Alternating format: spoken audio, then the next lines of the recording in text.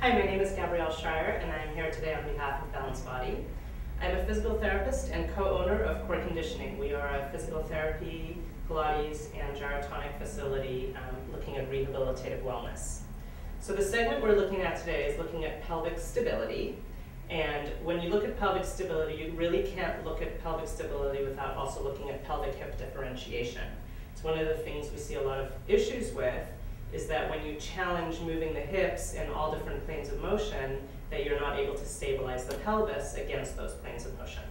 So this exercise is excellent for looking at those. We're going to be doing 3 different exercises in sideline called Clams, Hydrants, and Kickbacks.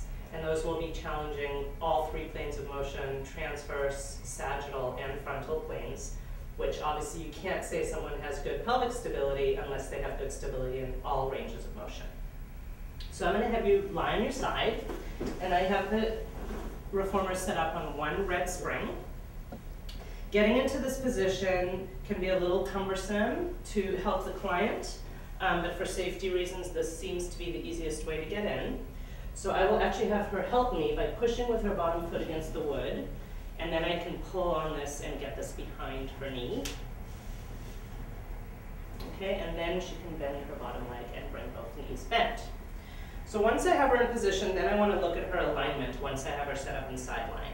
And I want to see good alignment from the side so that her shoulders are below her ears, and then her hips, so that her hips aren't too far forward or back, and she looks good right here.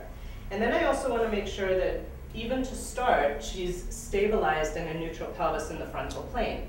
So I need to make sure her top hip is drawing down and that there's a little space here, and that immediately will get her local muscles working around her pelvis. Shoulder blades are drawing down, and I want to make sure she's not flaring her ribs by getting into her neutral pelvis.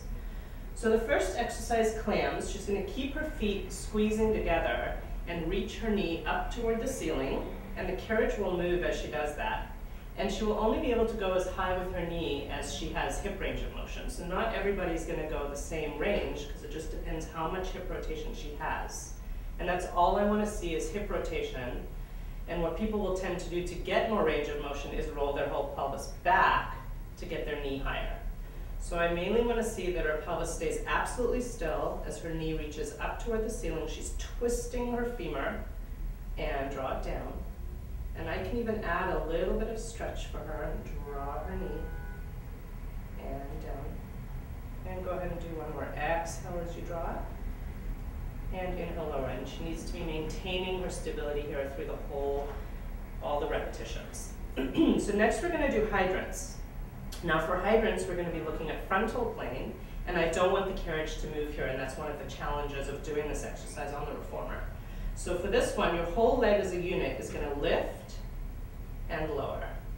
And as she lifts, I want pure abduction and no sinking in her waist. So she's still going to be lifted here and drawing down, and no movement of the carriage, which means she has to have a certain amount of pressure through her hamstring to maintain the carriage still. And one more. And down. And then don't come all the way down. Good. And then I'm going to have you bend your knee up towards your chest and press straight back. So these are called kickbacks.